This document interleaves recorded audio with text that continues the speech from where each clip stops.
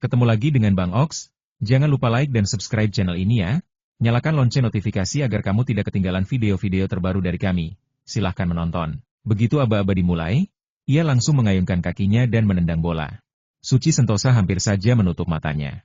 Gerakan Rangga begitu sederhana, bahkan cenderung datar, tanpa trik atau variasi tendangan apapun. Berbeda sekali dengan pemain sebelumnya yang memiliki banyak tipu muslihat dan keterampilan tinggi. Dari pandangan awam sekalipun, Suci Sentosa bisa melihat bahwa tendangan Rangga tidak memiliki sudut istimewa. Apalagi kedua penjaga gawang yang sudah lama bermain tentu saja lebih jeli lagi. Benar saja, saat Rangga melepaskan tendangan, kedua kiper langsung bereaksi cepat, mengira bola akan masuk ke tengah. Mereka bergegas menuju pusat gawang, siap menghadang. Namun sebelum mereka sempat bertindak, terdengar suara keras berak yang memekakan telinga. Bola melesat seperti panah, begitu deras dan kuat, hingga nyaris tak terbendung. Apa? Kedua kiper terperanjat. Tendangan Rangga memang tampak biasa, tetapi tenaganya luar biasa hebat. Kecepatannya melebihi dugaan mereka, setara dengan tembakan pemain profesional yang biasa menggebrak gawang dari jarak jauh. Suci Sentosa juga terkejut. Awalnya ia yakin tendangan itu akan ditahan, tapi ternyata kekuatan Rangga benar-benar di luar nalar. Kedua kiper bahkan tak sempat merespons sebelum bola bersarang di jala. Namun reaksinya cepat pulih. Ia mulai memahami. Meskipun Rangga bukanlah pemain sepak bola, ia memiliki kekuatan fisik yang luar biasa. Dengan satu ayunan, ia mampu menghasilkan tendangan yang sangat keras, cara yang mungkin efektif meski kurang elegan. Tapi cara ini tak bisa dipakai terus-menerus. Kedua kiper pasti takkan diam begitu saja. Setelah merasakan kekuatan Rangga, mereka akan lebih waspada. Dan benar saja, kerumunan penonton yang tadinya ragu, kini bersorak riuh. Teriakan tepuk tangan menggema di alun-alun. Sorot mata mereka mulai tertuju pada Rangga, seolah baru saja menyaksikan sesuatu yang mengejutkan. Rangga sendiri tetap tenang. Setelah mencetak gol pertama, ia langsung beralih ke bola kedua, tanpa menunjukkan ekspresi senang atau tegang. Tangannya tenang, gerakannya mantap. Ia tidak menggunakan seluruh tenaganya tadi. Hanya sedikit dorongan, namun cukup untuk membuat bola melesat bagai kilat. Ia sadar, jika terlalu sering menggunakan kekuatan penuh, maka hasilnya justru akan terlalu mencolok dan menarik perhatian. Kedua kiper, kini lebih waspada. Mereka mendekatkan posisi, hanya menyisakan celah kurang dari 1 meter di tengah. Jelas mereka telah memutuskan untuk fokus menjaga area tengah, tempat Rangga tadi mencetak gol. Suci Sentosa mulai gelisah. Dengan strategi baru lawan, Rangga harus mengubah cara menyerangnya. Jika ia tetap menembak ke tengah, pasti akan mudah dibaca. Namun, Rangga tak menunjukkan tanda-tanda ragu. Ia tetap tenang. Seperti tak peduli dengan perubahan formasi lawan, ia kembali mengayunkan kakinya. Dan sekali lagi, bola melesat lurus ke tengah gawang. Cepat, dahsyat, menggetarkan jiwa. Di bawah sinar lampu gemerlapan yang memancarkan cahaya terang di atas lapangan, dua orang penjaga gawang silih berganti menunjukkan kemampuan mereka. Namun sayang, gerak refleks keduanya mulai mengendur, sedikit melambat dari biasanya. Bola pun dengan lincahnya melesat melewati celah di antara mereka berdua. Pada tendangan-tendangan berikutnya, Rangga tak henti-hentinya menunjukkan kekuatan pukulan tengahnya yang dahsyat. Kedua penjaga gawang secara perlahan semakin mendekat, seakan-akan hendak menyatu menjadi satu, tetapi bola tetap saja lebih cepat meluncur, seolah menerjang tembok pertahanan mereka tanpa ampun. Dari barisan penonton, Suci Sentosa ternganga lebar, mulutnya tak mampu ditutup lagi, matanya terbelalak memandang aksi luar biasa itu. Ia bukan satu-satunya. Semua orang di sekelilingnya juga terpukau, sorak dan tepuk tangan membahana, bahkan menarik lebih banyak penonton dari sudut-sudut stadion. Baru 6 gol yang dicetak Rangga, namun jumlah penonton sudah mencapai 1.000 jiwa. Bagi orang biasa, suasana besar seperti ini bisa membuat jantung berdebar tak karuan. Namun bagi Rangga, hal ini bagaikan embusan angin biasa. Dalam hidupnya, ia pernah menghadapi ratusan ribu pasien, keluarga, dan masyarakat dalam klinik gratisnya. Bahkan ia pernah tampil di depan puluhan juta penonton televisi. Sorak-sorai kerumunan malam ini baginya hanyalah angin lalu. Setelah bola ditempatkan kembali, Rangga bersiap untuk menendang gol ke-7. Kali ini kedua penjaga gawang telah berdiri berdampingan, rapat sekali, tidak memberi sedikit pun peluang di tengah. Namun di kedua sisi gawang, ruang terbentang luas. Rangga kali ini tidak menggunakan tendangan keras atau teknik tinggi. Ia hanya mendorong bola ke samping dengan gerakan sederhana, lambat, seolah tanpa beban. Kedua penjaga gawang terkesiap, nyaris tak percaya. Ingin rasanya mereka menutup mata atau langsung meninggalkan lapangan karena tak sanggup melanjutkan pertandingan. Saat itulah Suci Sentosa menyadari bahwa taruhannya pasti akan kandas. Tapi alih-alih larut dalam kesedihan, ia justru semakin terbakar semangatnya. Meski kalah, meskipun tendangan Rangga tampak biasa, Baginya Rangga adalah pahlawan malam ini MVP dalam hatinya, pemain sempurna di matanya. Gol-gol berikutnya pun mengalir begitu mudah. Hanya ada 2 upaya simbolis dari kedua penjaga gawang, lalu Rangga berhasil mencatatkan 10 gol. Dengan tenang, ia mengunci juara pertama, membawa pulang hadiah utama. Selamat, Rangga. Kamu adalah pemain pertama yang mencetak 10 gol malam ini. Kamu layak mendapatkan hadiah utama dari panitia penyelenggara. Bagaimana perasaanmu? Melihat pencapaian luar biasa itu, sang pembawa acara yang cantik dan energik segera mendekat, siap mewawancarai Rangga sebagai bagian dari rangkaian acara. Ini adalah momen yang dinanti, apalagi bagi pemenang juara pertama. Namun Rangga hanya tersenyum tipis. Cukup menyenangkan, katanya singkat. Sebelum naik panggung, aku bertaruh dengan pacarku bahwa aku akan menang untuknya. Untungnya, aku tidak ingkar janji. Senyum di wajahnya sedikit melebar saat ia memandang lurus ke arah Suci Sentosa yang masih duduk di deretan penonton. Suci terkejut setengah mati. Tak pernah ia menyangka bahwa Rangga akan membuka rahasia hubungan mereka di depan umum seperti itu. Hatinya hangat, bahagia, tapi juga geli sendiri. Ia tahu arti senyuman itu sebuah kemenangan yang akan membawa konsekuensi baru dalam taruhan mereka. Wajah pembawa acara itu pun memerah samar, tertutup senyuman manis yang sedikit dipaksakan. Oh sungguh, pacarmu pasti sangat beruntung. Aku yakin dia ada di sini. Apakah kami boleh mengundangnya ke atas panggung? Kami ingin memberikan penghargaan khusus untuknya juga. Tidak masalah, jawab Rangga datar, santai, seolah ini semua hanyalah permainan biasa baginya. Kemudian, dengan langkah mantap, Rangga berjalan menuju Suci Sentosa. Diiringi tepuk tangan riuh, ia menarik tangan Suci yang agak malu-malu ke atas panggung. Topi yang tadi dikenakan Suci sudah dilepas saat turun ke jalan, karena ia merasa aman dari pengenalan publik, asal menjauhi wartawan yang berkeliaran di dalam maupun di sekitar hotel. Di bawah sorotan lampu panggung yang memancarkan cahaya keemasan, Suci Sentosa melangkah naik dengan langkah lembut namun penuh pesona. Keindahan wajahnya seketika menyita perhatian seluruh penonton. Bahkan pembawa acara wanita yang cantik dan anggun itu pun sedikit pudar bersinar di samping kemilau kecantikan Suci Sentosa. Rangga, pacarmu sungguh menawan. Bukan hanya kau yang beruntung, tapi juga dia yang memiliki dirimu, ucap sang pembawa acara dengan suara merdu. Meski hati kecilnya tak bisa mengelak dari rasa ingin tahu bagaimana wajah asli Rangga yang mampu merebut hati 2 kecantikan luar biasa, pandai bicara memang, tetapi ia tak bisa menyembunyikan rasa penasaran terhadap wajah Rangga yang masih terselubung topi. Ia hanya bisa melihat sebagian profilnya, namun tak mampu menyingkap rahasia wajah sejatinya. Tentu saja, saya adalah orang paling beruntung di dunia, jawab Rangga tanpa ragu. Tidak ada niat untuk rendah hati, karena memang begitulah kenyataannya. Ia bukan hanya memiliki Suci Sentosa, tetapi juga kunyan 2 bunga surgawi yang menjadikannya lelaki paling dikaruniai takdir. Suci Sentosa mendengus pelan, pipinya memerah, namun senyum manis tak mampu disembunyikan. Dalam diam, ia sadar bahwa malam ini adalah mimpi indah yang nyata. Diiringi tepuk tangan hangat dari kerumunan, ia merasa seperti tenggelam dalam lautan kasih sayang. Cinta sejati, ternyata benar-benar membawa kebahagiaan yang tak terkira. Setelah keluar dari panggung, suasana menjadi lebih tenang. Namun belum sempat Suci Sentosa menikmati ketenangan itu, Rangga tiba-tiba berhenti melangkah dan berkata dengan serius, "Jingi, aku menang kali ini, kan?" Suci Sentosa tersentak, lalu mengangguk perlahan. Wajahnya semakin memerah, bayangan taruhan mereka membuat jantungnya berdebar tak karuan. "Baiklah, katakan apa permintaanmu," bisiknya lembut, mencoba menahan rasa gugup. Namun Rangga tidak langsung menjawab. Sejenak ia termenung, seolah menikmati detik-detik ketegangan yang dirasakan Suci Sentosa. Lalu dengan senyum nakal di bibir, ia berkata pelan, "Jingi, bolehkah aku menciummu?" Ucapan itu bagai petir di siang bolong.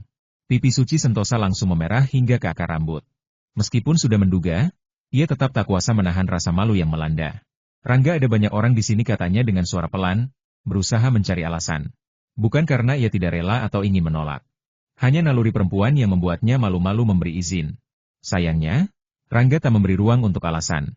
Dengan gerakan lembut namun pasti, ia mengulurkan tangannya, menyentuh bahunya yang halus, lalu membalikkan tubuh Suci Sentosa sehingga mereka saling berpandangan. Tidak ada kata-kata lagi. Rangga hanya menatapnya dalam-dalam, tatapan yang lembut namun penuh makna. Perlahan ia menundukkan kepala. Suci Sentosa seperti kehilangan daya. Tubuhnya meleleh oleh pandangan itu. Tanpa sadar, matanya tertutup rapat, menanti sentuhan yang telah lama didambakan. Namun, saat matanya tertutup, ia tak merasakan bibir Rangga menyentuhnya. Ciuman itu terhenti. Tangan Rangga perlahan meninggalkan bahu Suci Sentosa, seolah-olah ia akan mundur dan membiarkan momen itu berlalu. Perubahan kecil itu cukup membuat hati Suci Sentosa terasa kosong, seperti embusan angin yang menghilangkan hangatnya sinar matahari.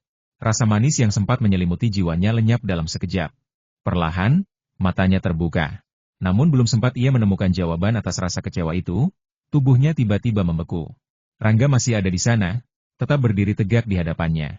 Tapi bukan hanya itu, tangannya kini memegang sebuah kalung yang bersinar redup dengan kilau kristal yang memancarkan cahaya lembut namun memesona. Berlian di tengah liontin itu berkilauan bagaikan bintang kecil yang turun dari langit malam. "Jingi, biarkan aku memakaikannya untukmu, oke?" Bisik Rangga dengan suara lembut, senyum menawan terukir di bibirnya. Suci Sentosa hanya bisa mengangguk pelan. Kata-kata tak mampu keluar dari mulutnya. Hatinya dipenuhi kebahagiaan yang melampaui segala bayangan. Kebahagiaan ini bukan sekadar hadiah atau janji manis, tapi simbol cinta yang dirancang dengan penuh keseriusan oleh Rangga. Dengan gerakan lembut dan penuh perhatian, Rangga memasangkan kalung itu di leher Suci Sentosa. Liontin berlian itu menyentuh kulitnya dengan dingin, namun memberi rasa hangat yang menjalar sampai ke relung jiwa terdalam. Kalung ini disebut berlian abadi.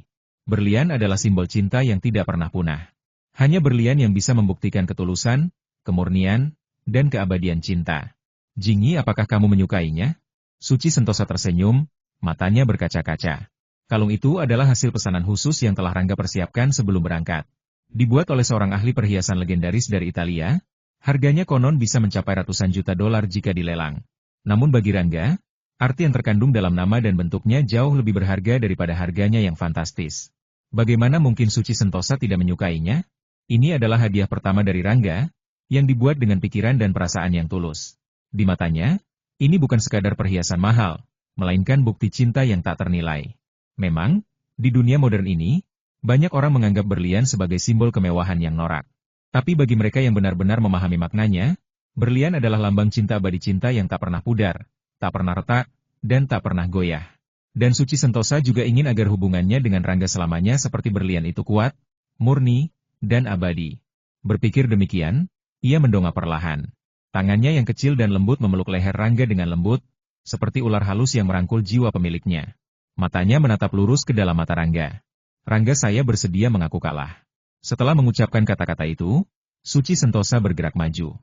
Tanpa ragu, tanpa gugup, ia mendekatkan bibirnya dan mencium Rangga. Di bawah naungan langit malam yang penuh bintang, di tengah deretan lampu kota yang berkedip perlahan, waktu seolah berhenti. Saat bibir mereka bertemu, jantung Suci Sentosa berdebar keras. Ada rasa hangat yang menjalar dari ujung kepala hingga ke ujung kaki. Getaran halus mengaliri saraf-sarafnya, membuat jiwa dan raga seolah ikut bergoyang dalam irama cinta yang baru saja dimulai. Apakah seperti inilah rasanya berciuman? Sungguh menakjubkan. Ia mencicipi kehangatan itu dengan lembut, menikmati setiap detik, lalu memikirkannya dalam diam di dalam hati. Bibir Rangga terasa begitu nyata, begitu miliknya. Rangga, yang biasanya tenang dan penuh kontrol, kini tersenyum sedikit lebih dalam. Ia membiarkan Suci Sentosa menyesuaikan diri sejenak, lalu dengan gerakan lembut namun pasti, tangannya menyentuh pinggang ramping wanita itu. Ia membalas ciuman itu dengan semangat yang sama, bahkan lebih dalam. Momen itu menjadi indah, sangat indah. Sebuah babak baru dalam hubungan mereka yang tak lagi hanya berupa janji atau taruhan. Mereka telah melewati batas antara dua jiwa yang saling mencari, menuju satu ikatan yang lebih dalam. Suci Sentosa masih menikmati lembutnya ciuman itu, tetapi serangan balik Rangga yang tiba-tiba dan penuh keahlian membuatnya tak mampu mengelak. Seakan-akan ia sedang melawan seorang ahli pedang yang tajam dan cepat dalam jurus asmara. Rangga dengan mudah membuka gigi Suci Sentosa, lalu menjulurkan lidahnya, mencari dan menjerat lidah lembut wanita itu seperti ular halus yang membelit jiwa. Sentuhan itu begitu mendalam hingga membuat tubuh Suci Sentosa terasa lemah seketika. "Ah!" Desahan pelan keluar dari tenggorokannya. Otaknya bagaikan tersengat listrik, seluruh sarafnya bergetar, jiwanya seolah terbang tinggi ke udara. Kedua tangannya yang tadinya hanya memeluk leher Rangga kini semakin erat, seakan tak ingin melepaskan hangat itu. Ia tak lagi bisa berdiri sendiri. Seluruh tubuhnya terjatuh dalam pelukan Rangga, lemas dan penuh kerinduan. Dalam gema malam yang sunyi, ciuman mereka menjadi simfoni cinta yang belum pernah dirasakan sebelumnya. 4 kata ini cukup untuk menggambarkan perasaan Suci Sentosa malam ini. Cinta, bahagia, lemah, dan takluk. Meski ini adalah kencan pertama mereka, Rangga telah memberinya terlalu banyak kejutan. Perasaan manis yang mengalir di hatinya membuat dadanya sesak oleh rasa haru. Cinta itu benar-benar ada, dan ia sedang memegangnya dengan kedua tangan. Ketika mereka akhirnya kembali ke hotel, Suci Sentosa masih merasa ada sesuatu yang belum selesai. Namun, ia menyadari bahwa semua ini baru permulaan. Dan dalam arti tertentu, tidak memiliki cukup uang untuk melakukan lebih banyak hal justru menjadi berkah karena dengan begitu, ia akan lebih menantikan pertemuan berikutnya, dan kejutan yang pasti datang setelahnya. Di depan pintu kamar nomor 1, Suci Sentosa melepas genggaman tangan Rangga yang hangat sejak tadi. Ia tersenyum lembut. Rangga, terima kasih telah membawakanku malam yang begitu indah. Terima kasih juga atas hadiahmu. Aku sangat menyukainya. Satu malam saja tidak cukup, sahut Rangga dengan senyum samar di bibir. Kita akan alami lebih banyak malam seperti ini di masa depan. Ada getaran halus dalam suara Rangga, sebuah janji yang tidak hanya diucapkan dengan mulut, tapi juga dengan jiwa. Hatinya terasa hangat, dan ia menyadari bahwa perasaan ketika bersama Ye Kunyan dan Suci Sentosa memang berbeda. Dua kepribadian yang unik, dua cinta yang berbeda warna. Suci Sentosa mengangguk pelan. Yah, sudah larut. Kamu bisa pergi istirahat dulu. Besok pagi masih ada klinik gratis. Oke.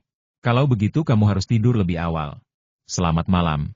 Dengan ucapan itu, Rangga melihat Suci Sentosa masuk ke kamarnya. Meskipun keduanya baru saja melalui malam yang sangat romantis, Rangga tidak memaksakan hubungan berkembang terlalu cepat. Ia ingin segala sesuatunya berjalan alami, tanpa tekanan, tanpa paksaan. Hubungan itu seperti bunga harus tumbuh sendiri, dalam cuaca yang tepat. Beberapa hari berikutnya berlalu dengan damai namun penuh makna. Selain aktivitas klinik gratis yang dilakukan setiap hari, Rangga dan Suci Sentosa menjelajahi sudut-sudut kota Dalian, menikmati keindahan laut dan budaya khas pesisir. Mereka mencicipi semua makanan khas kota itu, hingga kadang-kadang Suci Sentosa tertawa geli melihat Rangga mencoba makanan aneh dengan ekspresi tenang. Bahkan Rangga rela menemani Suci Sentosa menonton pertandingan sepak bola meskipun matanya sesekali mengantuk karena kurang minat pada permainan itu. Hanya dalam beberapa hari, hubungan mereka telah berkembang pesat. Suci Sentosa pun mulai nyaman dengan keberadaan Rangga, seolah ia memang selalu ada dalam hidupnya. Sementara itu, kegiatan klinik gratis yang digelar Rangga berangsur-angsur akan segera berakhir. Dengan kecepatan pengobatan luar biasa yang dimiliki Rangga, pekerjaan yang biasanya memakan waktu lebih dari setengah bulan berhasil diselesaikan dalam waktu kurang dari seminggu. Reputasi Rangga semakin melambung tinggi. Banyak wartawan lokal maupun internasional mulai menyebut kemampuan medisnya sebagai keajaiban dunia yang ke-9, sebuah gelar yang bahkan lebih langka daripada 7 keajaiban dunia kuno. Dan kali ini, bukan hanya para pasien yang percaya. Dunia pun mulai mengakui kehebatan Rangga. Namun bagi Suci Sentosa, semua itu bukanlah yang terpenting. Yang penting baginya adalah bahwa Rangga ada di sisinya, memberinya cinta yang tulus, dan membuatnya merasa menjadi salah satu wanita paling beruntung di dunia. Rangga tentu saja merasa gembira melihat semua ini. Baginya, klinik gratis di Dalian bukan hanya sebuah pengabdian biasa, tetapi merupakan pembuka jalan bagi rangkaian kegiatan klinik gratis global yang telah lama ia rencanakan dengan matang. Namun, lebih dari itu, masih ada hal lain yang jauh lebih penting akan segera diumumkannya yakni teknik akupunktur rahasia yang konon mampu memperpanjang umur. Jika teknik itu terbongkar dan dikenal dunia, maka reputasi Rangga serta kedudukan Guanzhen Hall tidak hanya akan meningkat pesat, tapi bisa melesat seperti elang yang terlepas dari sangkar, bahkan hingga mencapai tingkat yang mengejutkan. Namun, Rangga tidak terburu-buru. Semua sudah tersusun rapi dalam skemanya.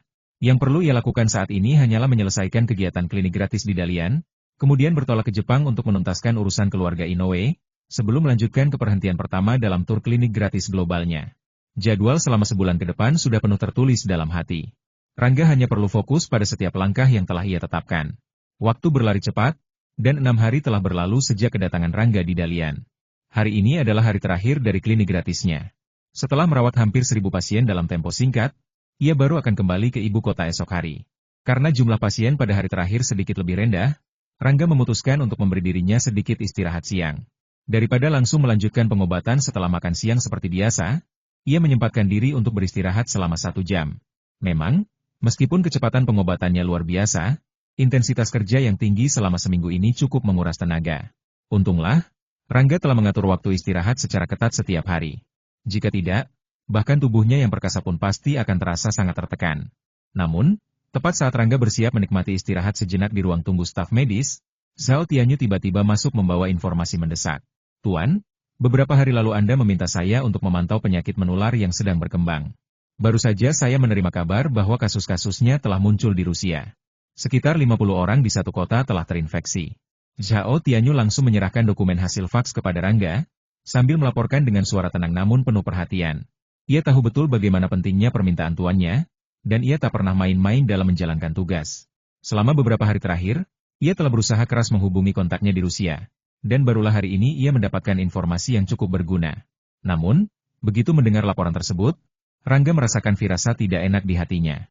Seolah-olah sesuatu yang besar tengah mengintai di balik kabar itu. Meski begitu, Rangga tidak langsung berkata apapun. Ia membaca dokumen yang diserahkan oleh Zhao Tianyu dengan tatapan tajam. Sayangnya, isi dokumen itu sangat dangkal dan resmi, tanpa informasi detail sama sekali. Hanya menyebutkan bahwa penyebaran penyakit tersebut berhasil dikendalikan dengan baik, seolah-olah ini hanyalah wabah biasa yang mudah ditangani.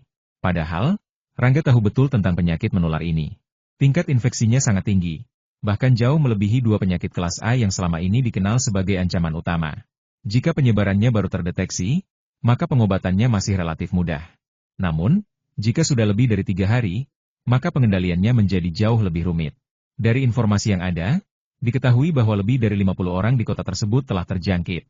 Menurut logika normal, dibutuhkan waktu minimal 3 hari untuk memastikan penyebaran penyakit tersebut dapat dikontrol, apalagi menyembuhkannya. Namun dokumen itu tidak menyebutkan metode pengobatan yang digunakan, seolah-olah segalanya telah diselesaikan begitu saja. Melihat ekspresi Rangga yang terlihat gelisah, Zhao Tianyu yang sudah lama mengenalnya pun langsung menyadari adanya keanehan. "Tuan, apakah ada yang salah?" Tanyanya dengan nada khawatir. Rangga diam sejenak, lalu berkata pelan, "Aku merasa informasi ini tidak sepenuhnya benar. Tapi biarkan dulu. Suruh saja orang untuk terus memantau perkembangan di sana. Segera laporkan padaku jika ada informasi baru." Pasalnya, pihak Rusia telah memberikan jawaban resmi, dan dari isinya, jelas mereka tidak menganggap penyakit ini sebagai masalah serius atau mungkin mereka sengaja menutupi sesuatu. Bagaimanapun juga, jika pihak sana tidak ingin membuka informasi lebih lanjut, Rangga tidak bisa memaksa. Tapi instingnya sebagai seorang praktisi medis dan pejuang dunia persilatan mengatakan bahwa sesuatu yang besar sedang berlangsung di sana. Dan Rangga tidak akan tinggal diam. Dalam keadaan demikian, Rangga tentu saja tidak memiliki pilihan lain kecuali menghentikan langkahnya. Zhao Tianyu pun maklum akan maksud yang tersirat dalam sikap Rangga. Dalam situasi seperti itu, sungguh tidak elok andai ia tetap memaksa untuk mengikuti. Maka tanpa banyak bicara lagi, Zhao Tianyu langsung mengangguk seraya berkata, "Baiklah, akan kusembunyikan seseorang untuk menjaganya lebih lanjut." Sehabis berkata demikian, Zhao Tianyu lalu berpaling dan meninggalkan ruang tunggu dengan langkah tenang. Rangga sebenarnya ingin beristirahat sejenak di tempat itu, namun kedatangan Zhao Tianyu membuat hatinya tak nyaman. Akhirnya, hanya duduk sebentar saja, ia langsung bangkit dan melangkah keluar, meneruskan kegiatan klinik pengobatan gratis pada hari terakhir itu. Karena jumlah peserta pada hari terakhir tergolong sedikit, acara klinik pengobatan gratis secara resmi ditutup pada pukul 6 sore setelah Zhao Tianyu menyampaikan pidato penutupannya. Setelah itu, Zhao Tianyu mengadakan jamuan makan malam di restoran King Hong International Hotel, mengundang seluruh dokter pengobatan tradisional serta para petugas medis yang telah hadir selama acara berlangsung, sebagai bentuk rasa syukur dan terima kasih yang tulus atas partisipasi sukarela mereka. Rangga dan Suci Sentosa juga turut hadir di sana. Sebagai tokoh utama yang banyak menarik perhatian, Rangga menjadi pusat pandangan semua orang. Terlebih para anggota Zongzi yang hampir semuanya ingin belajar ilmu dari dirinya. Sehingga sepanjang malam itu, Rangga bagaikan terkurung dalam lingkaran manusia. Jamuan makan berlangsung hingga lewat pukul 9 malam. Semula, Rangga bermaksud menemani Suci Sentosa melakukan tur terakhir di Dalian. Namun ketika acara usai, tanpa sepatah kata pun, Suci Sentosa langsung kembali ke kamar 1. Rangga merasa heran, menduga ada sesuatu yang terjadi pada Suci Sentosa. Setelah memberi salam perpisahan kepada para dokter pengobatan kuno, ia pun segera pulang menuju kamar 1. Bab 499, Aku ingin menjadi wanitamu. Perlahan Rangga mendorong pintu hingga terbuka, lalu melangkah masuk ke dalam aula. Baru saja memasuki ruangan, ia mendapati bahwa kamar 1 hari ini tampak sedikit berbeda dari biasanya. Lampu gantung kristal megah yang biasanya menyala terang kini padam. Hanya 2 buah lampu dinding berbentuk bunga yang dipasang di kedua sisi ruangan, memancarkan cahaya redup berwarna merah jambu. Suasana di dalamnya menjadi begitu romantis dan menggoda jiwa. Di atas meja kopi kristal di tengah ruangan, tergeletak 2 botol anggur merah dan beberapa hidangan manis yang disusun rapi. Tidak hanya itu, dari dalam ruangan terdengar alunan musik yang lembut. Lagu itu sangat familiar di telinga Rangga. "Aku akan memberimu CD masa lalu. Dengarkan cinta kita saat itu. Terkadang kamu tiba-tiba lupa kalau aku masih mencintaimu. Jika aku tak bisa menyanyikan lagu seperti ini lagi, aku akan tersipu dan menghindarinya meski hanya mendengarnya. Meskipun aku sering lupa bahwa aku masih mencintaimu, karena cinta." Rangga mengenal betul lagu itu. Itulah lagu favorit Suci Sentosa. Dan kini, wanita itu duduk setengah bersandar di samping stereo, tengah asyik menyetel kualitas suara musik itu sendiri. "Rangga, kenapa kamu sudah pulang? Cepat sekali." Saat mendengar suara pintu dibuka dan melihat Rangga masuk, Suci Sentosa langsung menoleh. Ia seperti tidak menduga Rangga akan kembali sedini ini. Maka ketika wajah itu muncul, sorot matanya cepat berubah, pipi putihnya mulai memerah, menunjukkan rasa malu yang samar-samar. Semula Rangga menduga pasti ada hal penting yang terjadi pada Suci Sentosa. Tapi kini setelah melihat ekspresi wajahnya dan susunan suasana ruangan, ia mulai dapat menebak sesuatu. Semua orang sudah bubar, jadi kuputuskan pulang. Rangga tersenyum tipis, lalu melangkah menuju sofa. Diambilnya sebuah garpu kecil yang telah disediakan oleh Suci Sentosa, lalu mengambil sepotong kue lembut yang terhidang. Baru saja kue itu masuk ke dalam mulut, Rangga sudah dapat memastikan bahwa makanan ini bukan masakan dari hotel, melainkan hasil racikan tangan Suci Sentosa sendiri. Pasalnya, dalam beberapa hari terakhir, ia telah cukup akrab dengan keahlian memasak wanita itu. Selama klinik pengobatan gratis sebelumnya, Rangga umumnya hanya mengonsumsi makanan yang disiapkan oleh pihak hotel. Namun kali ini berbeda. Selain saat siang hari ketika berada di lokasi acara, sepanjang waktu Suci Sentosa memasak sendiri makanannya. Rangga, aku. Suci Sentosa telah selesai menyetel volume suara, lalu berjalan mendekati Rangga. Namun, di bibirnya terasa berat untuk melanjutkan kata-kata itu. Ia sebenarnya ingin mempersiapkan segalanya, lalu memberi kejutan manis pada Rangga ketika ia pulang nanti. Namun, Rangga pulang lebih awal dari dugaan Suci Sentosa. Hal ini tidak hanya mengganggu susunan dan persiapan yang telah ia buat, tetapi juga membuatnya bingung harus berbicara apa pada saat itu. Melihat raut wajah Suci Sentosa yang penuh kegugupan dan keraguan, Rangga tersenyum lembut. Ia mengulurkan tangan, lalu dengan lembut menarik Suci Sentosa agar duduk di sebelahnya. Dengan suara perlahan, ia berkata, "Jingi, besok kita akan kembali ke ibu kota. Tidak usah keluar malam ini. Mengapa kita tidak habiskan waktu dengan minum anggur saja? Sepertinya sudah lama sekali kita belum pernah duduk bersama seperti ini sejak pertama kali bertemu, ya?" Saat berkata demikian, Rangga langsung membuka tutup botol anggur merah itu, menuangkan isinya ke dalam 2 gelas kristal yang tersedia. Suci Sentosa mengangguk pelan, matanya tak lepas memandang wajah Rangga. Di balik sorot matanya, tergambar kelembutan yang mendalam, seperti air sungai yang tenang namun menyimpan ribuan makna. Rangga mengangkat gelasnya, mengetukkan ujung gelas itu dengan gelas Suci Sentosa, lalu berkata dengan lembut, "Jingi, hari ini adalah hari yang istimewa. Jika aku tidak salah hitung, tepat hari ini genap 300 hari sejak kita resmi bertemu di perpustakaan dulu, bukan? Benar-benar cepat waktu berlalu. Tanpa terasa, hampir setahun sudah kita bersama." Dalam hati Rangga, adegan pertemuan mereka masih jelas seperti baru kemarin. Saat itu, Suci Sentosa datang sambil membawa buku. Rok putihnya melambai-lambai ditiup angin. Rambut hitamnya beterbangan mengikuti alunan semilir udara. Gadis murni dan cerdas itu, bak bunga teratai yang tumbuh di tengah lumpur namun tetap harum. Demikian pula, hampir 1 tahun sudah sejak Rangga memperoleh inti sukma itu. Waktu yang cukup panjang, namun bukan pula waktu yang pendek. Dalam kurun waktu 10 bulan terakhir ini, perubahan besar telah terjadi dalam diri Rangga. Dari seorang pemuda sakit-sakitan yang tak punya apa-apa, kini ia menjadi pria perkasa dengan kekayaan melebihi triliunan yuan, serta tubuh yang kuat dan jiwa yang tangguh. Yang lebih penting lagi, ia berhasil menuntaskan dendamnya pada keluarga Adikusuma, membersihkan dendam darah yang sempat menghantui orang tuanya selama bertahun-tahun. Selain itu, dalam masa itu pula ia bertemu dengan Suci Widyastuti dan Suci Sentosa, 2 wanita yang menjadi sandaran hidupnya. Segala hal ini tak pernah pudar dari ingatan Rangga. Bahkan andai ia ingin melupakannya, ia tetap dapat mengingat waktu pasti segala sesuatunya. Sampai jam, menit, bahkan detiknya. Ia sudah 10 bulan, gumam Suci Sentosa perlahan, wajahnya tampak larut dalam kenangan. Dalam 10 bulan ini, banyak hal telah terjadi padanya. Namun ketika pertama kali bertemu Rangga, ia tak pernah menyangka bahwa suatu hari nanti, ia akan duduk begitu dekat dengannya, seperti sekarang ini. Namun untuk semua itu, Suci Sentosa sama sekali tidak menyesal. Andai diberi kesempatan mengulang, ia akan tetap memilih jalur ini tanpa ragu sedikit pun. Rangga tampak teringat sesuatu, lalu tersenyum seraya berkata, "Jingi, tahukah kamu apa yang ada di pikiranku saat pertama kali kulihat dirimu dulu?" "Apa?" tanya Suci Sentosa dengan tatapan penuh rasa ingin tahu. Kedipan matanya begitu memesona. "Saat itu, aku hanya berpikir, betapa sempurnanya dirimu. Di dunia ini, bagaimana bisa ada gadis secantik dan seindah dirimu? Siapapun pria yang bisa memiliki hatimu, dialah pria paling beruntung di dunia." Nada bicara Rangga terhenti sejenak, lalu ia melanjutkan, "Tentu saja, dalam hatiku aku juga berharap, semoga pria itu adalah aku." Dan kini, harapan itu akhirnya menjadi nyata. Mendengar ucapan itu, Suci Sentosa tiba-tiba bertanya, "Kalau begitu, mengapa dulu kamu tidak langsung mengejarku?" Ia tahu kapan Rangga pertama kali bertemu Suci Widyastuti, dan kapan hubungan mereka mulai serius. Andai Rangga mengejar dirinya sejak awal, maka dialah yang akan menjadi wanita pertama di hati Rangga saat ini. Rangga tampak termenung sejenak, seolah tengah menimbang sesuatu di dalam hati.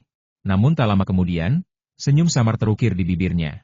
Dengan suara rendah dan tenang, Ia berkata, saat itu, kau adalah dewi yang berdiri jauh di atas awan, di hati semua pemuda kampus. Sedangkan aku hanya seekor katak kecil di dasar sumur, bahkan belum tahu langit itu luas. Rangga Suci Sentosa memandangnya dengan tatapan lembut namun menggoda. Aku ingin mendengar jawabanmu yang sebenarnya. Ia tahu Rangga sedang bercanda, tapi ia ingin mendengar kejujuran dari hati pria ini. Rangga tersenyum tipis, lalu menjawab dengan jujur tanpa ragu. Sebenarnya, saat itu aku sedang fokus pada pelatihan dan perkembangan diriku sendiri. Status kita juga sangat berbeda. Aku merasa belum layak untuk mendekatimu. Maka aku memberi waktu pada diriku sendiri, untuk tumbuh lebih kuat. Baru setelah aku merasa memiliki cukup bekal, aku akan mengejarmu. Itulah pikiran asli yang selalu terpendam dalam sanubarinya. Oh begitu, Suci Sentosa mengangguk perlahan. Sorot matanya sedikit murung ketika ia melanjutkan, kamu memang telah menjadi pria yang hebat. Tapi sayangnya, akhirnya kamu bersama kakak Suci Widyastuti dulu. Hoho Rangga tertawa ringan, itu adalah garis takdir. Hanya saja, kita bertemu di waktu yang salah. Namun pada akhirnya, takdir membawa kita bersama juga. Suci Sentosa lalu menatap Rangga dengan pandangan dalam. Lalu berkata perlahan, Rangga, sebenarnya andai kamu lebih berani dulu, dan benar-benar mengejarku, mungkin aku akan menerimamu. Tahukah kamu, saat kamu menemaniku melepaskan hewan di sungai, saat itulah kamu mulai ada di hatiku. Itu adalah pertemuan pertama mereka berdua secara pribadi. Bukan kencan formal, tetapi maknanya sangat dalam. Andai ia tidak memiliki rasa, ia tidak akan pernah sudi meluangkan waktu bersama siapapun, meski hanya sekadar menyenangkan hati orang lain. Hanya saja, nasib berkata lain. Rangga saat itu terlalu pasif, atau mungkin jurang status antara mereka terlalu tinggi, menjadi penghalang terbesar yang sempat memisahkan. Rangga menghabiskan anggur di gelasnya, lalu berkata dengan nada mantap, belum terlambat. Ada hal-hal yang justru semakin dalam rasanya setelah kita alami bersama, bukan? Suci Sentosa mengangguk, lalu perlahan meminum anggur di gelasnya. Malam itu, bagi Rangga dan Suci Sentosa, adalah malam yang begitu istimewa. Malam di mana dua jiwa saling membuka hati, saling mengingat, dan saling merasakan kehadiran satu sama lain. Mereka berbicara tentang masa lalu, tentang hal-hal yang terjadi sebelum mereka resmi bersama. Berjam-jam lamanya, cerita-cerita itu mengalir seperti air sungai yang tenang namun hangat.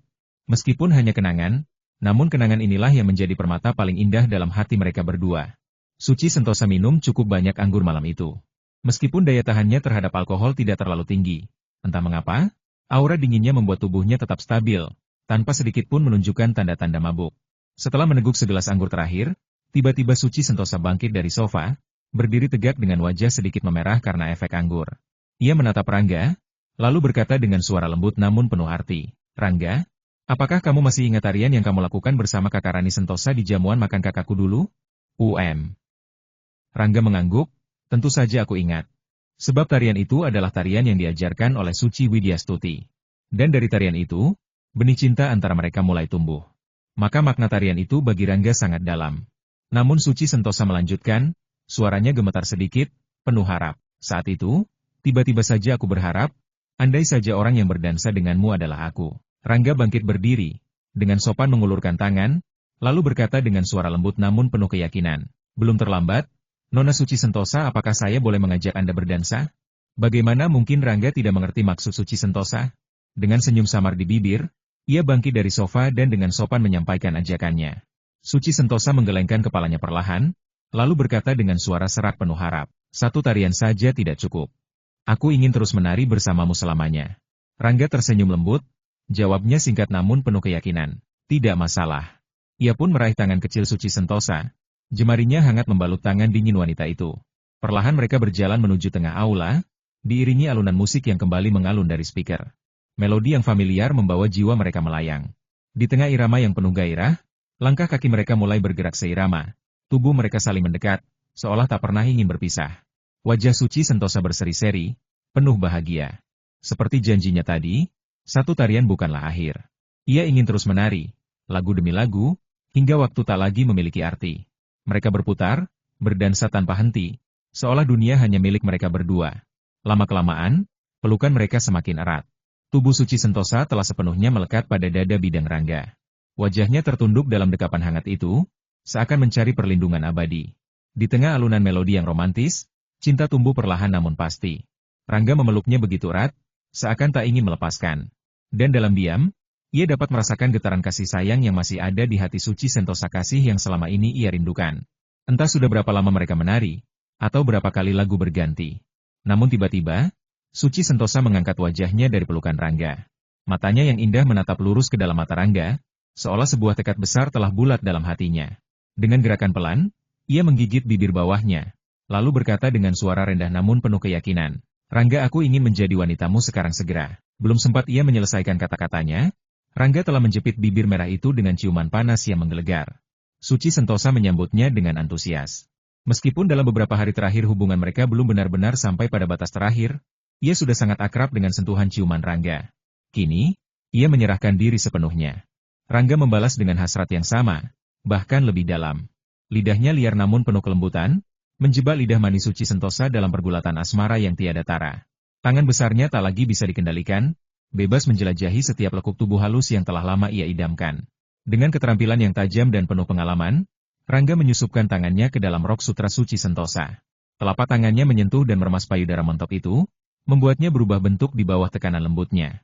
Setiap sentuhan seperti petir yang menyambar, mengalirkan desiran nikmat hingga ke ujung jemari Suci Sentosa. Ah, sebuah erangan menggoda lolos dari tenggorokannya ketika titik sensitif itu terkena serangan Rangga. Tubuhnya gemetar, kulitnya memerah perlahan, semakin membangkitkan nafsu yang tak bisa dibendung. Gerakan Rangga tak berhenti. Satu tangan masih sibuk menggoda, sementara tangan lainnya bergerak cepat membuka resleting belakang rok sutranya. Dengan gerakan lembut namun pasti, ia melepaskan pakaian itu dari tubuh Anggun Suci Sentosa, seolah mengupas buah ranum yang siap dinikmati.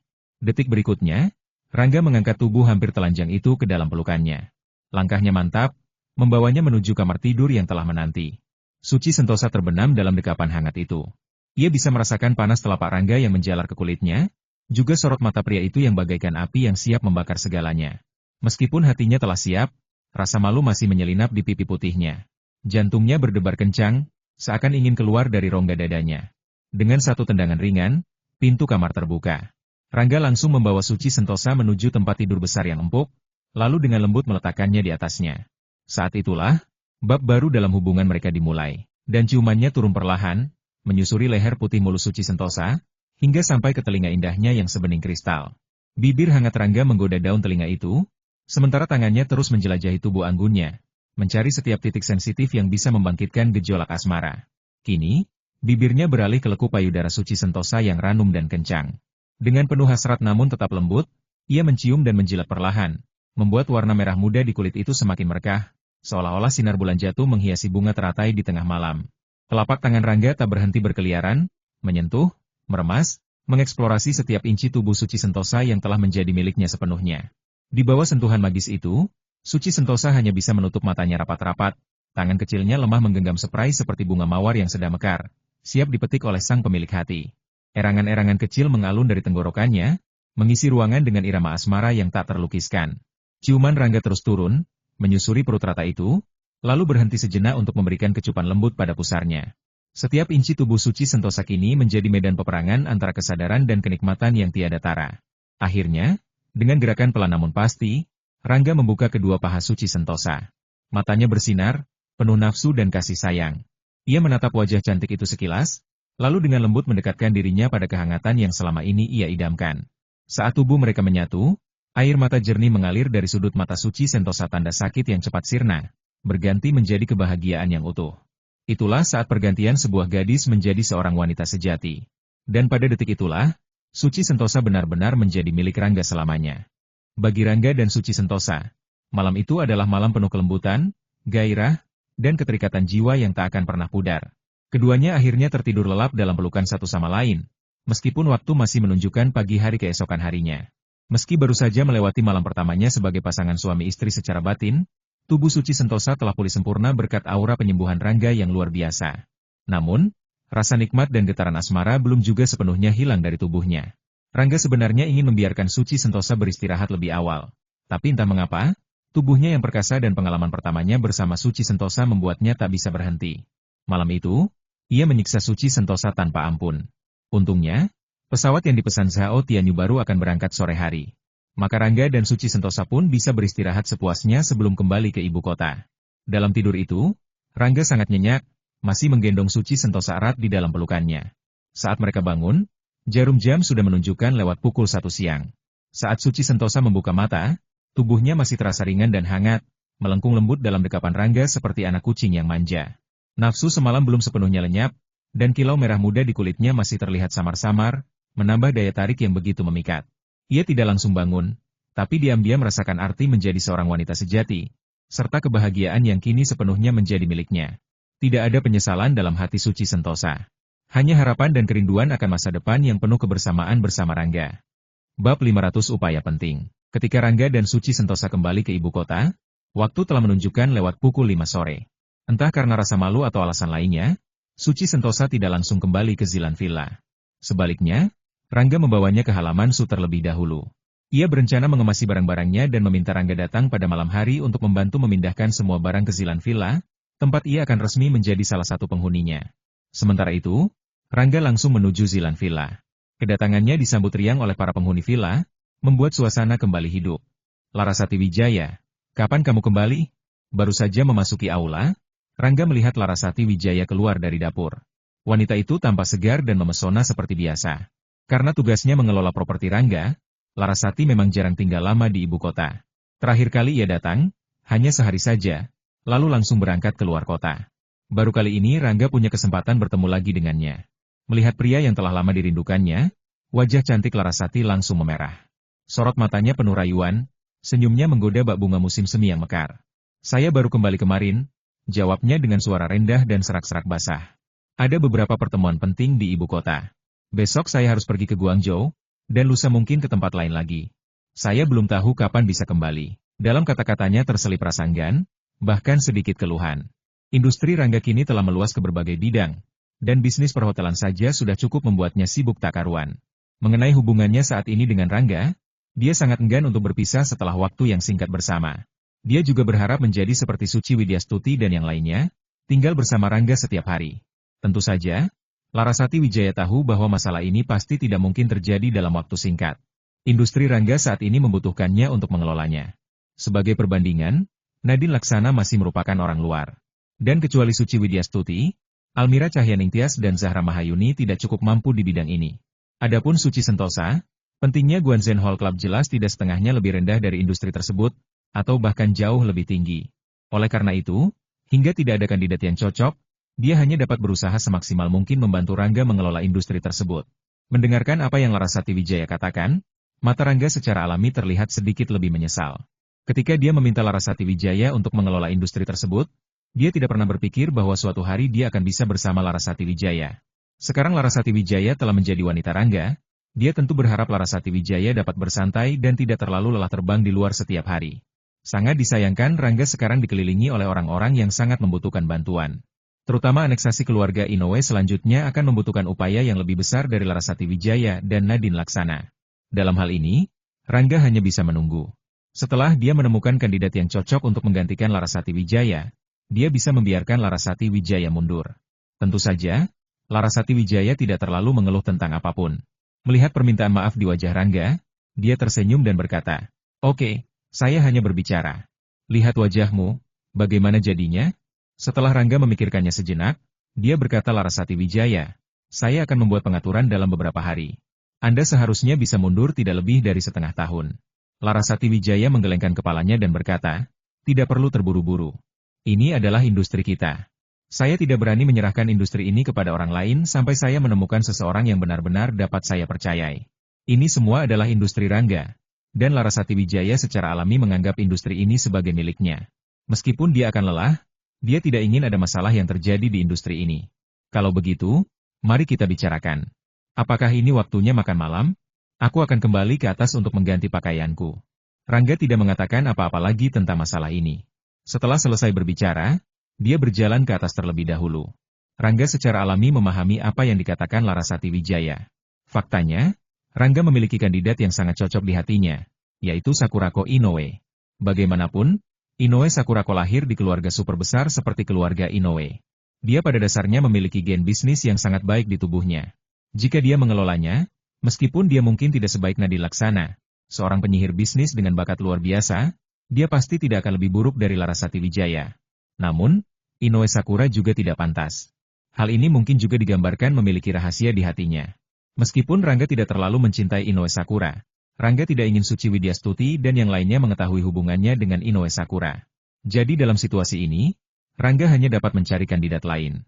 Larasati Wijaya dan Suci Widyastuti menyiapkan pesta untuk kembalinya Rangga, dan seluruh makan malam dilakukan dengan suasana hati yang sangat bahagia. Zahra Mahayuni dan yang lainnya juga banyak berbicara tentang perkembangan klub wanita Zilan akhir-akhir ini. Seiring berjalannya waktu, efek mandi susu semakin terlihat jelas. Dalam situasi seperti ini, klub wanita Zilan tidak perlu beriklan sama sekali. Hampir setiap hari banyak perempuan yang berbondong-bondong datang ke sana, berlomba-lomba menjadi anggota klub wanita Zilan. Dalam beberapa hari terakhir, hampir setiap hari ada puluhan atau ratusan anggota baru. Bagaimanapun, reputasi klub wanita Zilan hanya tersebar di ibu kota, dan tingkat pertumbuhannya tidak dapat dibandingkan dengan Guanzen Hall yang dihadapi seluruh dunia. Namun dalam kurun waktu tersebut, potensi klub wanita Zilan mulai terlihat nyata. Hampir setiap hari, reputasi klub wanita Zilan semakin berkembang. Selama klub wanita Zilan diberi waktu lebih lama, saya khawatir klub wanita Zilan akan memasuki masa puncak yang sebenarnya. Setelah itu, saya khawatir ini hanya bisa digambarkan sebagai pukulan yang tidak terkendali. Rangga juga mempunyai ekspektasi terhadap hal ini. Dia ingin melihat sejauh mana klub wanita Zilan akan berkembang dalam beberapa tahun. Setelah makan malam, Rangga pergi ke tempat Tuan Wibisana bersama Suci Widyastuti dan yang lainnya. Suci Widyastuti dan yang lainnya pergi mengunjungi lelaki tua itu, sementara Rangga mampir untuk membantu Suci Sentosa memindahkan barang bawaannya. Kendaraan Rangga diparkir tepat di luar halaman Tuan Wibisana. Dia tidak langsung menuju ke rumah Su, melainkan memasuki halaman Tuan Wibisana terlebih dahulu bersama Suci Widyastuti dan yang lainnya. Baru kemudian dia membuka pintu halaman, dan Rangga melihat Tuan Wibisana bermain catur dengan seorang lelaki tua. Orang tua itu ternyata adalah Tuan Liu, dan Liu Qing berdiri di sampingnya, melayani kedua lelaki tua itu. Berbeda dari terakhir kali dia pergi ke rumah Liu, setelah peningkatan sel Rangga, kesehatan fisik dan mental Liu akhir-akhir ini hampir bisa dikatakan semakin membaik. Ketika Rangga membuka pintu, tawa hangat dan heroik Liu terdengar di luar pintu. Rangga, haha, dokter hebat kita akhirnya kembali. Melihat Rangga masuk dari luar gerbang, Liu langsung menyapa Rangga dengan gembira. Dari seorang lelaki tua yang tubuhnya sangat lemah sehingga dia bisa mati kapan saja, hingga sekarang seorang lelaki yang penuh energi dan dapat hidup 20 tahun lagi dengan santai. Perubahan pada diri Tuan Liu secara keseluruhan juga sangat jelas. Rangga tersenyum tipis dan berkata, orang tua, kondisi fisikmu seharusnya cukup baik sekarang. Mendengarkan suaramu, kamu penuh energi. Tentu saja bagus.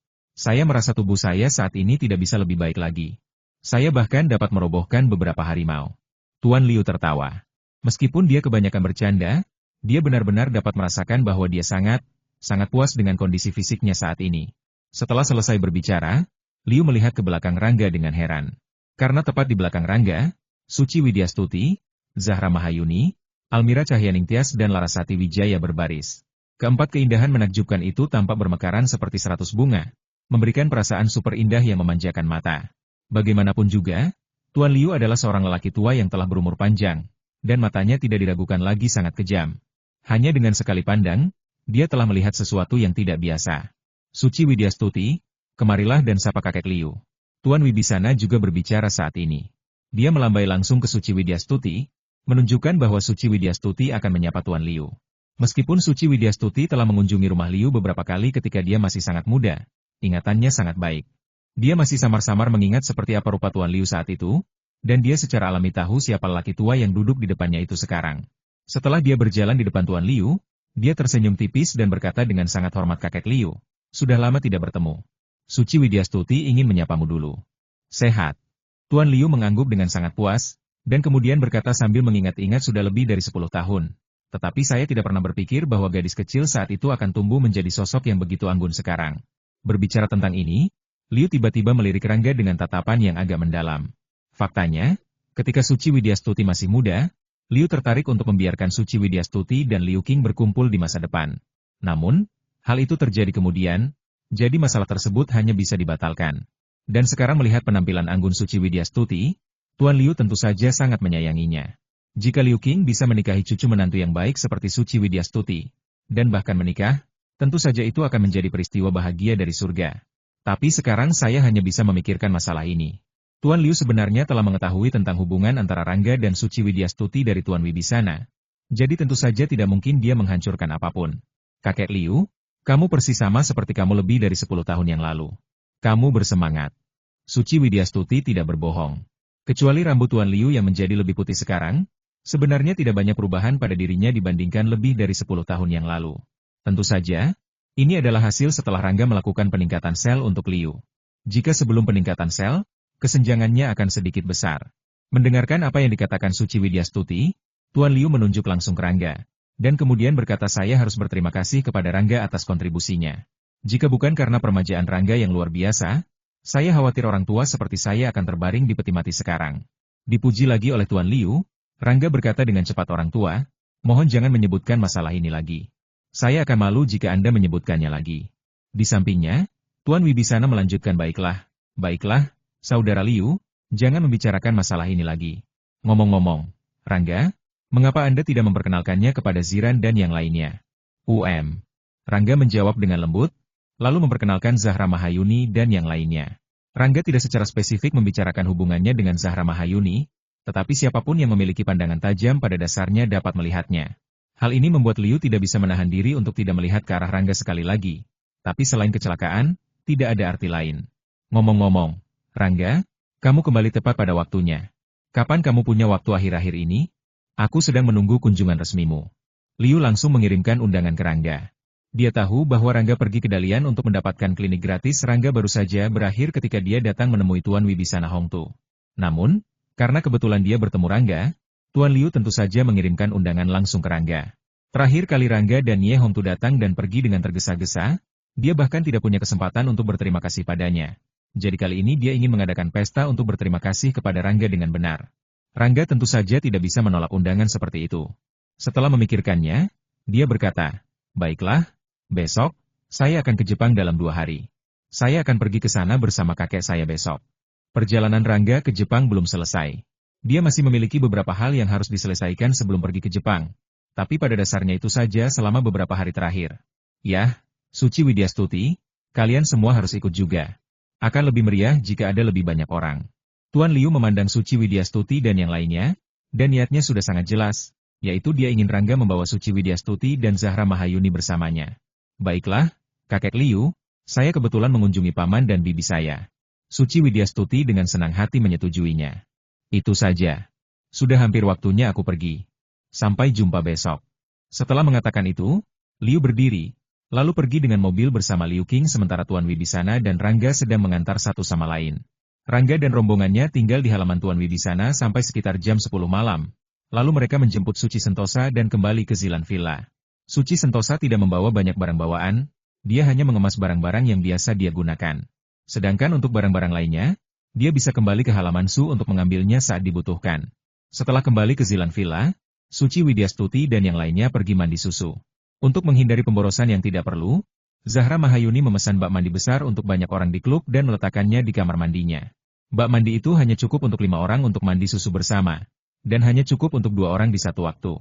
Dan dengan cara ini, mereka bisa ngobrol bersama sambil mandi susu, dan membicarakan berbagai hal antar wanita, tidak membosankan seperti saat mandi susu sendirian. Rangga memulai latihan penguatan sel penting setiap hari. Namun, tidak seperti biasanya, setelah menyelesaikan latihan penguatan sel, Rangga tidak segera mulai mempelajari kombinasi energi listrik dan akupunktur. Dia juga tidak mempelajari apapun. Sebaliknya, dia menunggu di kamar sampai Suci Widyastuti kembali. Suci Widyastuti tidak membiarkan Rangga menunggu lama. Setelah sekitar 10 menit, dia membuka pintu dan masuk. Karena baru saja mandi, Suci Widyastuti hanya mengenakan baju tidur sutra berwarna putih. Bahan roknya sangat lembut, sehingga memperlihatkan sosok anggun Suci Widyastuti dengan sangat jelas, membuatnya terlihat sangat menawan. Suci Widyastuti, kemarilah. Melihat Suci Widyastuti kembali, Rangga melambai lembut ke Suci Widyastuti. Rangga, ada apa? Apakah ada yang salah? Suci Widyastuti secara alami tahu bahwa Rangga sedang menunggunya kembali. Dia pikir Rangga ingin memberitahunya sesuatu, jadi dia bertanya pada Rangga dengan rasa ingin tahu. Duduklah di sini dulu dan berikan tanganmu padaku. Adapun apa yang terjadi, aku akan memberitahumu nanti. Rangga tidak segera mengatakannya, tapi meraih tangan kecil Suci Widyastuti dan memintanya untuk duduk di sebelahnya. Melihat Rangga seperti ini, Suci Widyastuti menjadi semakin bingung, tapi dia tidak bertanya apapun, hanya menatap Rangga dengan rasa ingin tahu, lalu menunggu jawaban akhir Rangga. Rangga tidak berkata apa-apa. Setelah meletakkan tangan kecil Suci Widyastuti di pangkuannya, energi spiritual di tubuh Rangga langsung dimasukkan ke dalam tubuh Suci Widyastuti melalui kontak di antara jari-jarinya. Energi spiritual yang diimpor Rangga tidak banyak, hanya sedikit lemah, tetapi bagi Rangga, ini sudah cukup. Dan yang perlu dia lakukan sangat sederhana, yaitu melihat apakah dia bisa memperbaiki gen yang hilang secara bawaan di sel tubuh suci Widyastuti. Jika bisa diperbaiki, maka dia hanya perlu sedikit memperkuat tubuh suci Sentosa. Tubuhnya tidak hanya akan sama dengan orang normal, tetapi tubuhnya juga akan jauh lebih baik dari sebelumnya. Kesehatan suci Widyastuti selalu menjadi perhatian Rangga. Meskipun Rangga dapat menyembuhkan banyak penyakit misterius melalui kekuatan spiritual sebelumnya, dia masih tidak dapat memperbaiki gen sel bawaan suci Widyastuti yang hilang. Tapi sekarang, dia, Rangga, akhirnya bisa melepaskan dan mencobanya. Namun, Rangga belum sepenuhnya yakin, jadi sebelum usahanya berhasil, Rangga tidak berniat memberitahu Suci Widyastuti, agar tidak membuat kebahagiaan Suci Widyastuti sia-sia. Energi spiritual memasuki tubuh Suci Widyastuti. Di bawah kendali Rangga, energi spiritual dengan cepat terintegrasi ke dalam bagian kecil sel di tubuh Suci Widyastuti dan diintegrasikan ke dalam inti sel.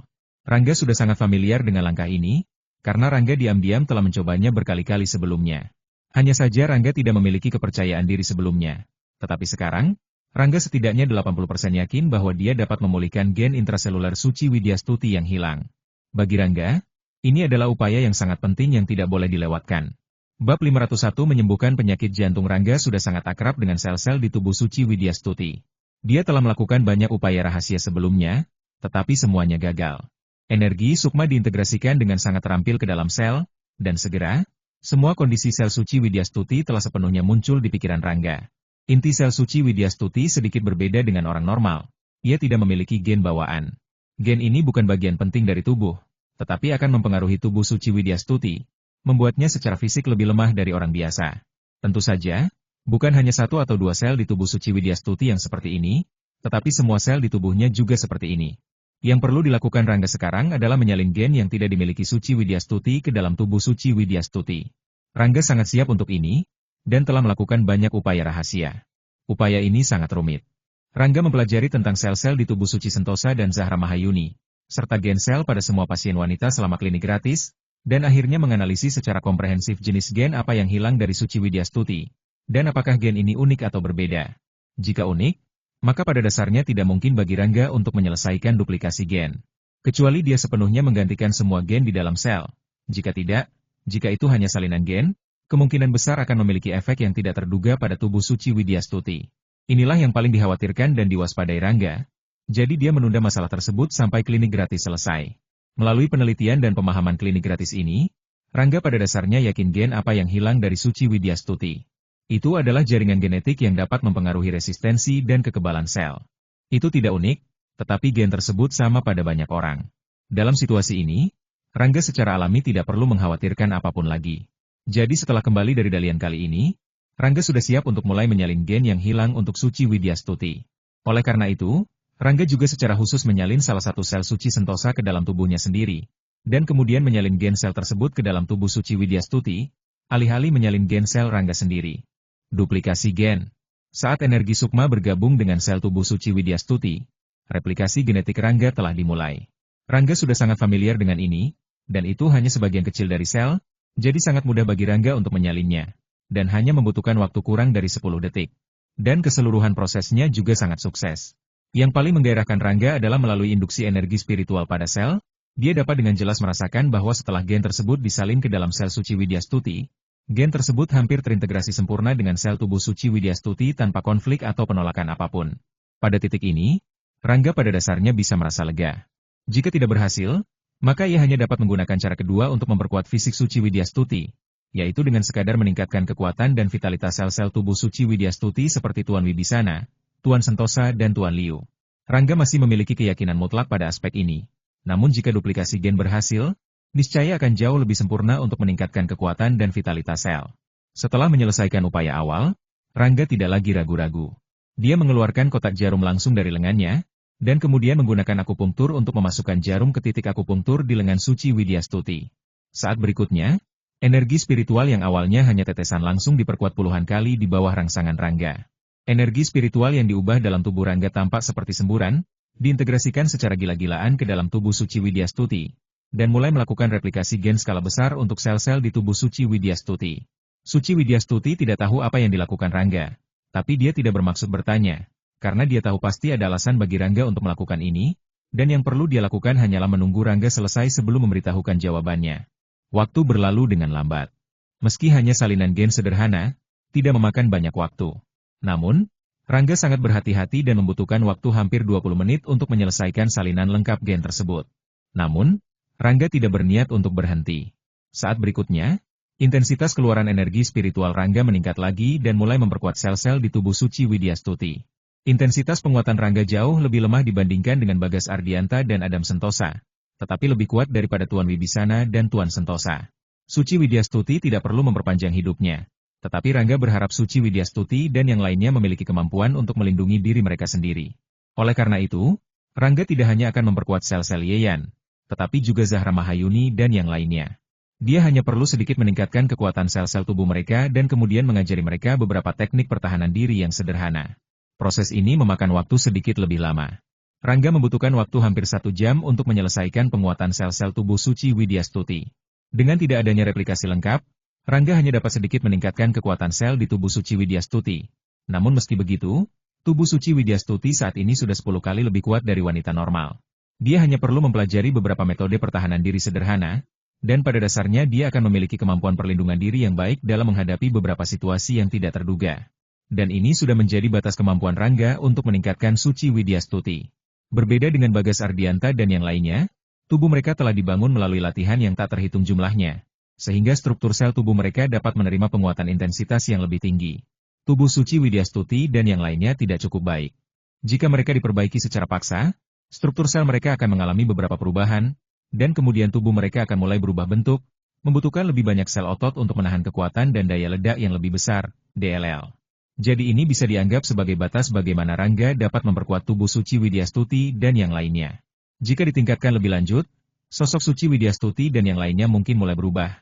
Dan ini jelas bukan yang ingin dilihat Rangga, apalagi yang ingin dilihat Suci Widyastuti dan yang lainnya. Suci Widyastuti pada awalnya tidak tahu apa yang dilakukan Rangga. Tetapi ketika penguatan Rangga akan segera berakhir, dia sudah bisa mendapatkan jawaban dari perubahan di tubuhnya. Dia dapat dengan jelas merasakan bahwa tubuhnya tampak penuh vitalitas, seolah-olah seluruh tubuhnya menjadi lebih ringan, bukannya merasa lelah dan lelah seperti sebelumnya. Perubahan ini secara bertahap memenuhi wajah kecil Suci Widyastuti yang awalnya penasaran dengan tampilan yang sangat bersemangat. Dia selalu sedikit tertekan karena kesehatannya. Bahkan Rangga, yang dapat menyembuhkan semua penyakit di dunia, tidak dapat berbuat apa-apa terhadap tubuhnya. Awalnya, Suci Widyastuti tidak lagi memiliki harapan untuk ini. Tapi sekarang, Rangga tiba-tiba memberinya kejutan besar, yang bahkan membuatnya lengah. Rangga, apakah kau telah memakai ilmu pemulihan istimewa untuk merawat tubuhku? Sesi pemulihan Rangga baru saja usai. Jarum perak belum sempat dicabut dari titik akupunktur, tiba-tiba Suci Widyastuti tak sabar ingin bertanya. Ilmu pemulihan yang disebutnya itu adalah nama yang telah diputuskan bersama oleh Suci Sentosa dan Sao Tianyu setelah berdiskusi panjang. Namun hanya Rangga yang mengetahui rahasia sebenarnya di balik ilmu itu. Baik teknik akupunktur yang dikembangkan maupun ilmu pemulihan yang kini digunakan semua hanyalah ilusi belaka. Bagaimana perasaanmu sekarang? Apakah tubuhmu terasa lebih ringan daripada sebelumnya? Tanya Rangga dengan lembut sambil mengangguk pelan. Suci Widyastuti memejamkan matanya sejenak, lalu membuka dengan sorot semangat menyala. Aku merasa seperti bisa terbang. Ringan sekali. Seakan tidak ada beban lagi dalam tubuh ini. Jawaban itu membuat hati Rangga tersenyum. Meskipun proses penyalinan gen dan penguatan fisik telah selesai dilakukan, ia tetap ingin mendengar langsung dari mulut Suci Widyastuti sendiri. Karena tubuh yang dirawat bukan hanya tubuh orang lain, melainkan tubuh yang menjadi pusat kekhawatiran besar selama ini. Namun kini, setelah penyakit jantung yang menggerogoti tubuh Suci Widyastuti lenyap tanpa bekas, dapat dibayangkan betapa gembiranya hati wanita perkasa itu.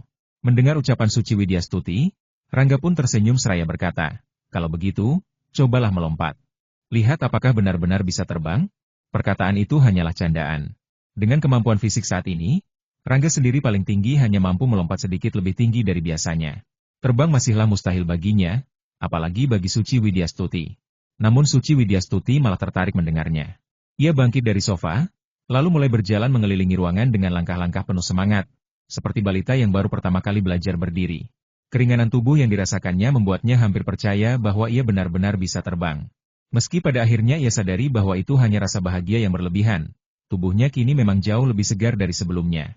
Setiap langkah yang ia ambil terasa ringan, tak lagi dibayangi rasa letih dan lemah. Bahkan ketika ia mencoba melompat perlahan, tanpa mengeluarkan tenaga sebesar apapun, tubuhnya terasa melayang dan jarak lompatannya mencapai beberapa meter. Melihat tingkah lakunya yang lucu seperti peri di udara, Rangga tak mampu menahan senyumnya. Beberapa lompatan telah ia lakukan, Lalu tiba-tiba Suci Widyastuti berbalik dan berseru dari jarak lebih dari 10 meter. Rangga, menurutmu aku bisa terbang ke arahmu? Jarak 10 meter memang bukan hal besar bagi para pendekar tingkat tinggi. Tapi bagi Suci Widyastuti yang dulu, bahkan 2 meter saja merupakan tantangan berat. Apalagi kini, dengan tubuh yang telah pulih, ia ingin membuktikan keajaiban itu sendiri. Aku akan menangkapmu jika kau terbang, jawab Rangga sambil membuka kedua tangannya. Siap menangkap Suci Widyastuti. Baiklah, kalau begitu aku terbang sekarang. Suci Widyastuti maju 2 langkah, lalu dengan gerakan ringan dan anggun, tubuhnya melesat ke depan, secepat kilat menuju pelukan Rangga. Bayangan tubuhnya seperti perilingbo yang terbang rendah di atas air, melayang indah dalam jarak 10 meter sebelum akhirnya mendarat mantap dalam dekapan Rangga. Namun sebelum Rangga sempat bereaksi, Suci Widyastuti tiba-tiba mendorongnya ke atas sofa. Ia duduk di pangkuan Rangga, rambutnya acak-acakan, pandangan matanya lembut dan menggoda. Bibir gioknya terkatup sejenak, lalu bisiknya di telinga Rangga dengan suara rendah penuh gairah. Rangga ini rasanya belum seindah kita dulu. Wajah Rangga memerah. Ia tak pernah melihat Suci Widyastuti tampak sedekat ini. Dan tanpa sadar, nafsu di dadanya mulai berkobar. Kapan saja kau mau aku siap menemanimu.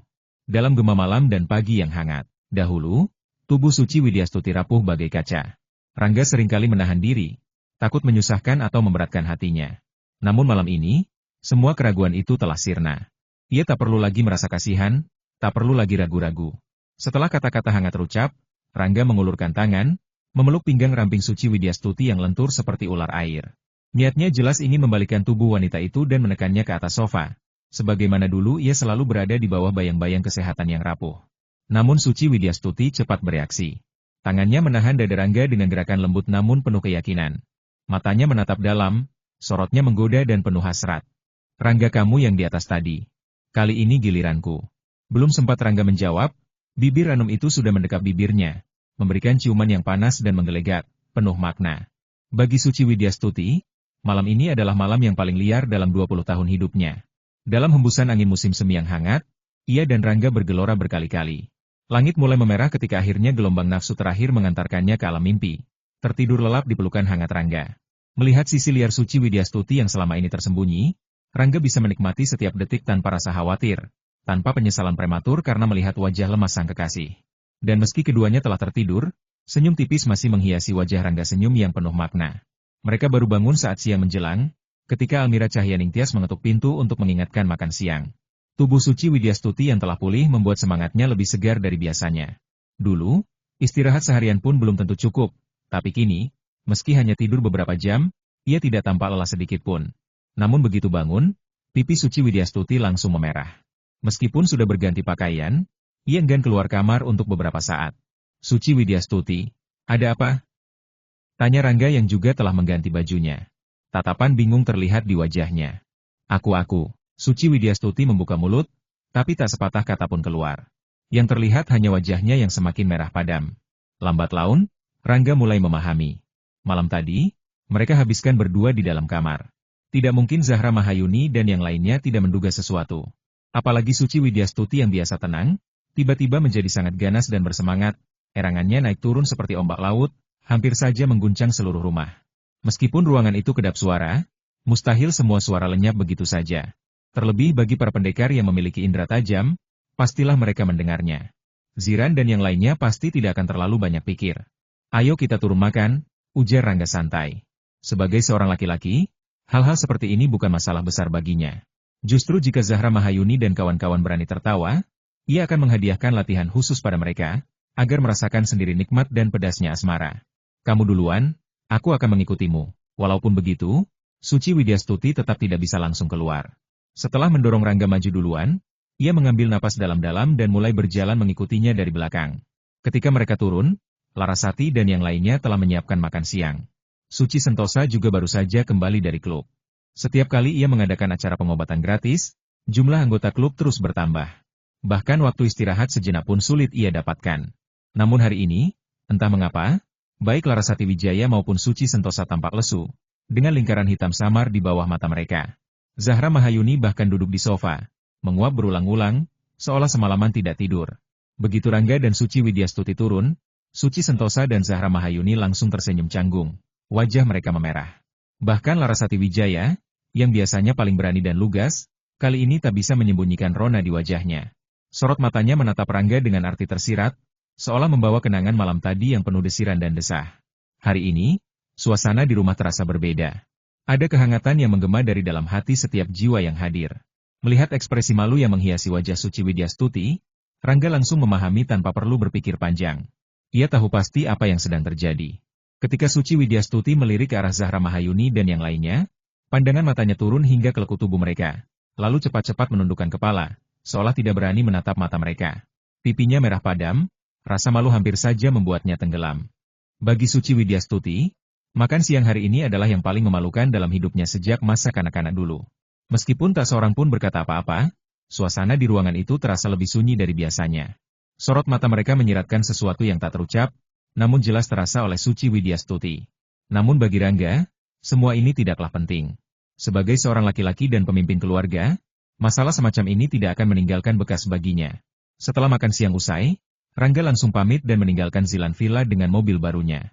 Sebelum kembali dari Dalian, Rangga telah menghubungi Suryawan Laksana. Ada beberapa hal penting yang ingin ia bicarakan.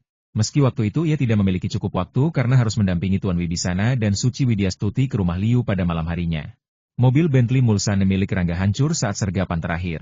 Selama seminggu ketika ia berada di Dalian, Suci Widyastuti telah memesankan 2 unit mobil baru untuknya, salah satunya hitam pekat, satunya lagi putih bersih. Dengan status barunya, Rangga memang harus lebih waspada dalam segala geraknya, apalagi saat bertemu para sahabat dan rekan bisnis. Karena sudah dihubungi sebelumnya, Suryawan Laksana ternyata telah menunggunya di villa. Begitu Rangga tiba, Suryawan langsung membuka pembicaraan dengan ucapan yang mengejutkan. "Tuan, saya sudah menghubungi Guan Jun. Tak kusangka, dia sangat kooperatif. Dia menyetujui banyak hal tanpa ragu-ragu, bahkan menyelesaikannya dengan sangat baik." Suryawan Laksana mulai menghubungi Guan Jun setelah percakapan terakhirnya dengan Rangga. Awalnya, meskipun ia percaya pada kata-kata Rangga, ia hanya percaya sekitar 60 hingga 70%. Namun nyatanya, Guan Jun memberikan respon yang jauh melebihi ekspektasinya. Salah satu inti bisnis keluarga Laksana ada di bidang perbankan. Selama ini, karena hubungan yang kurang harmonis antara keluarga Laksana dan keluarga Guan, bisnis mereka di bank selalu stagnan dan sulit berkembang. Namun kali ini, Guan Jun secara sukarela menawarkan bantuan. Ia tidak hanya membantu membuka akses yang lebih besar, tetapi juga memecahkan berbagai kendala yang selama ini menghambat perkembangan keluarga Laksana. Hanya dalam beberapa hari saja, posisi keluarga Laksana di industri perbankan meningkat pesat. Lebih mengejutkan lagi, Guan Jun bahkan membantu menyelesaikan banyak masalah pelik yang sebelumnya seperti tak terselesaikan. Hampir semua penghalang yang membatasi pertumbuhan keluarga Laksana telah runtuh. Terus terang, masa depan keluarga Laksana tampak cerah dan penuh potensi. Semua ini bisa dikatakan hampir sepenuhnya berkat uluran tangan Guan Jun. Suryawan Laksana masih merasa heran, seolah-olah semua ini hanya mimpi belaka. Namun Rangga hanya tersenyum tipis. Matanya tenang, suaranya rendah namun penuh keyakinan. "Ini baru permulaan.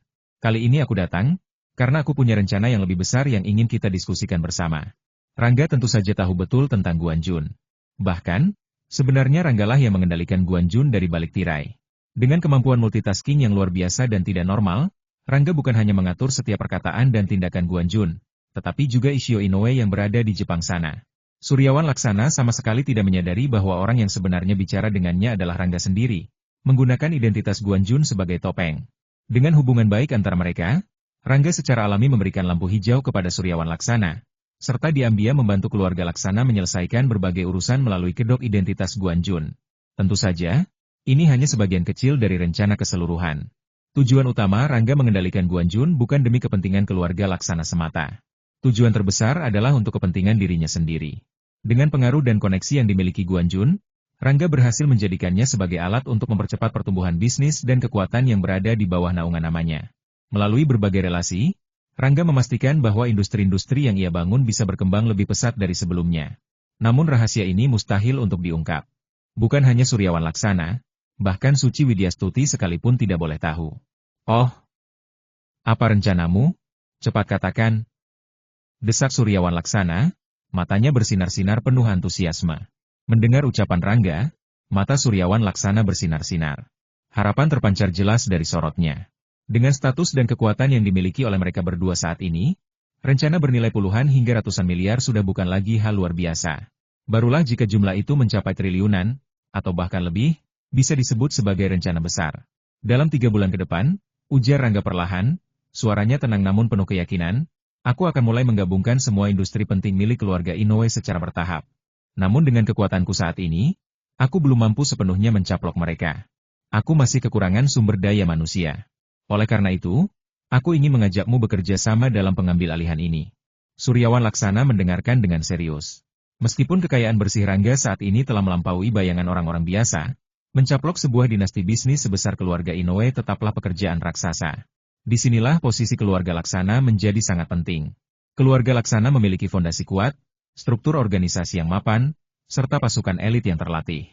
Pasukan inilah yang sangat dibutuhkan Rangga untuk menopang langkah-langkah strategisnya. Lagi pula, meskipun ia mengendalikan banyak aset tak terlihat, dalam dunia nyata, ia tetap membutuhkan kekuatan fisik tenaga kerja berkualitas tinggi untuk menjalankan operasional besar seperti ini. Adapun soal kepercayaan, Rangga tidak ragu sedikit pun pada Suryawan Laksana. Pria tua ini adalah salah satu dari sedikit orang yang benar-benar setia padanya. Namun, apa? Suryawan Laksana terlonjak kaget. Matanya terbelalak lebar, ekspresinya campur aduk antara takjub dan tidak percaya. Rangga, kamu bilang ingin mencaplok properti keluarga Inoue? Ulangnya, suaranya gemetar karena syok. Bagaimana mungkin Suryawan Laksana tidak terkejut?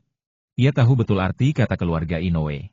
Walaupun keluarga Laksana kini telah menjadi keluarga terkemuka di negeri ini, jika dibandingkan dengan keluarga Inoue, mereka masih seperti embusan angin ringan menghadapi badai besar. Keluarga Inoue bukan hanya sekadar kekuatan nasional. Mereka adalah dinasti global. Industri utama mereka tersebar di seluruh dunia elektronik, otomotif, teknologi, pertahanan, energi semuanya dikuasai dengan sempurna.